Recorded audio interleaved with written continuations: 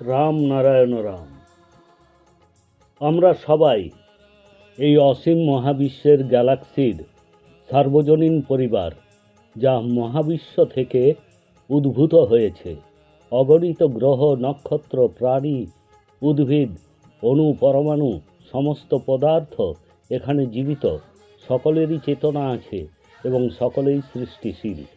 মহাবিশ্ব কাউকে বাদ দিয়ে নয়, মহাবিশ্ব নিজেই মহাজাগতিক রাম নারায়ণ রাম।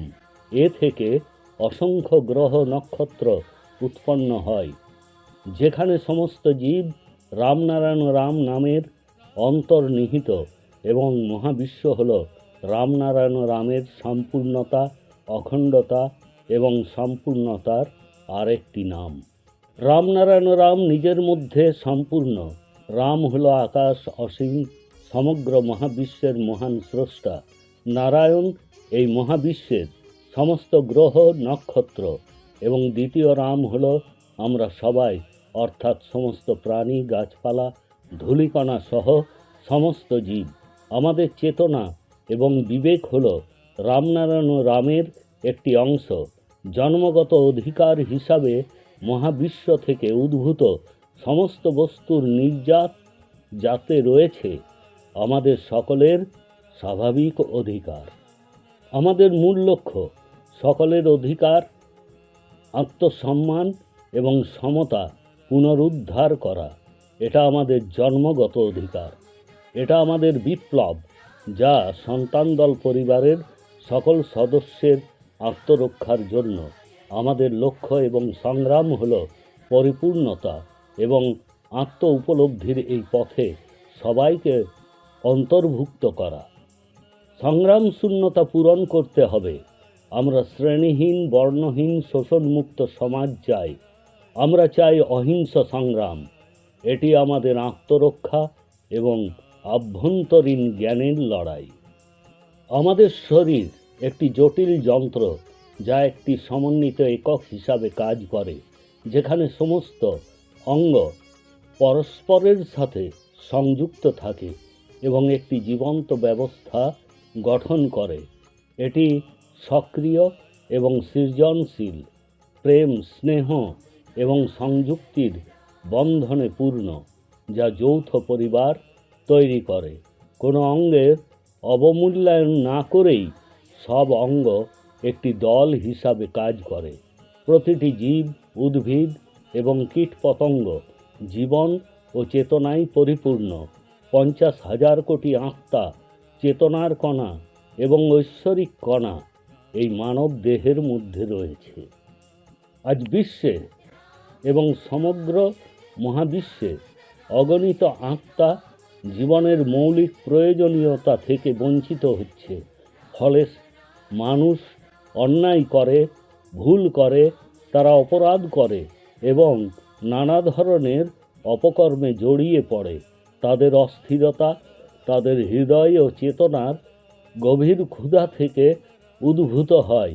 একজন ক্ষুধার্ত ব্যক্তি যেমন ক্ষুধার জ্বালায় চিৎকার করে এবং বিভ্রান্তিতে ঘুরে বেড়ায়, তেমনি আমাদের মধ্যে অগণিত চেতনা আমাদের কর্মকে প্রভাবিত করে।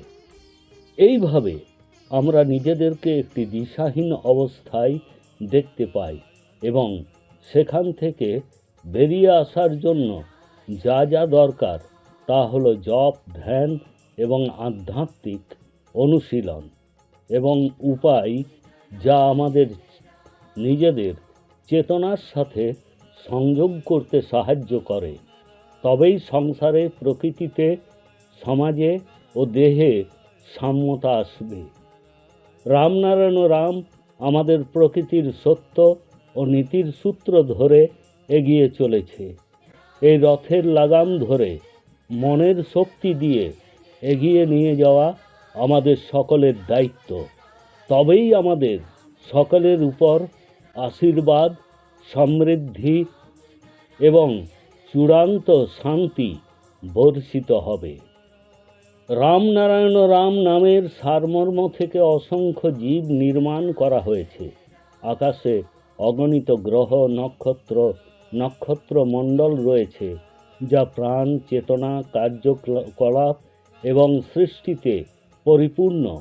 তারা তৃষ্ণা, ক্ষুধা, দুঃখ, ব্যথা ও সমস্যা অনুভব করে। তাদের জন্ম এবং মৃত্যু আছে, কিন্তু তারা মানুষের মতো স্বাধীন নয়। তারা তাদের ইচ্ছা মতো কাজ করতে পারে না, ভুল করতে পারে না এবং কোনো ভালো ফলাফল ছাড়াই অন্যায় করতে পারে না। আমাদের শরীরের মধ্যে রয়েছে অসংখ্য চিন্তা। তাদের মধ্যে আমাদের বিবেক হস্তক্ষেপ করে, আমাদের পথ দেখায় এবং আমাদের ভুলগুলি ঠিক করার নির্দেশ করে। যাই হোক, আমরা কখনো কখনো তা শুনি এবং কখনো কখনো আমরা তা শুনি না। ফলে অন্যায় এবং দুর্ঘটনা ঘটেই থাকে। আমরা আমাদের নিজস্ব সিদ্ধান্ত গ্রহণ করি এবং সেগুলি আমাদের মনের কাছে পৌঁছে দিই। তারপরে আমাদের মস্তিষ্ক আমাদের আদেশগুলিকে গ্রহণ করে এবং এই ক্রিয়াগুলির মাধ্যমে আমরা কখনো কখনো অনুশোচনা অনুভব করি। এইভাবে মানুষের সৃষ্ট বিভিন্ন ধর্মের বাণী এবং সমাজের উপর চাপিয়ে দেওয়া মিথ্যা ও বিভেদ সৃষ্টিকারী প্রকৃত ধর্ম আমাদের নিজস্ব বিবেক দ্বারা পরিচালিত, আমাদের কর্মের মধ্যে নিহিত। আমরা ইচ্ছা না করলে আমাদের হাত পা নড়ে না, ইচ্ছা জাগে না, সৃষ্টি হয় না। আমাদের মনকে আমরা আদেশ দিই, যা আমাদের পক্ষে কাজ করে। আমাদের আদেশগুলিকে কর্মে পরিণত করে আমাদের বিবেক। এই ক্রিয়াগুলির মাধ্যমে কখনো কখনো আমরা সবাই ধর্ম নিয়ে জন্মেছি। আমাদের দেহ, মন, আত্মা, মহাবিশ্ব এবং প্রকৃতির ধর্ম দ্বারা সৃষ্ট। আমাদের জীবন যোগ, বিয়োগ, পূরণ, ভাগের তত্ত্বে এভাবেই ধর্ম অনুসরণ করা উচিত। এই পৃথিবীতে মানুষের সৃষ্ট ধর্ম, সংবিধান, ব্যক্তি মালিকানা, রাজনৈতিক দল এবং শিক্ষা স্বার্থপরতায় পরিপূর্ণ এবং যা মানব সমাজের শত্রু, যার ফলে ব্যক্তি মালিকানার উদ্ভব হয়।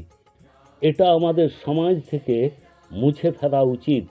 সবার মনে রাখা উচিত যে মানুষের তৈরি ধর্ম মিথ্যা, স্বার্থপরতা, লোভ, প্রাচীন কুসংস্কার, অন্ধবিশ্বাসে পূর্ণ এবং বিভাজন সৃষ্টি করে, ভয় সৃষ্টি করে এবং প্রকৃত আধ্যাত্মিকতা ও সমতা থেকে দূরে সরে যায়। প্রকৃতিতে, আকাশে কোনো ব্যক্তি মালিকানা পাওয়া যায় না। তাহলে পৃথিবীতে ব্যক্তি মালিকানা কোথা থেকে এলো? পাহাড়ের মতো বিশাল লোভ মানুষকে গ্রাস করে নিচ্ছে। তবুও এই পৃথিবীর মানুষ তা বোঝে না। মানুষ যে বোঝে না, সেটাও বোঝে না। প্রকৃতিতেও একই অবস্থা। মানুষ সহজেই ব্যক্তিগত স্বার্থে বিভিন্ন ধর্ম সৃষ্টি করেছে।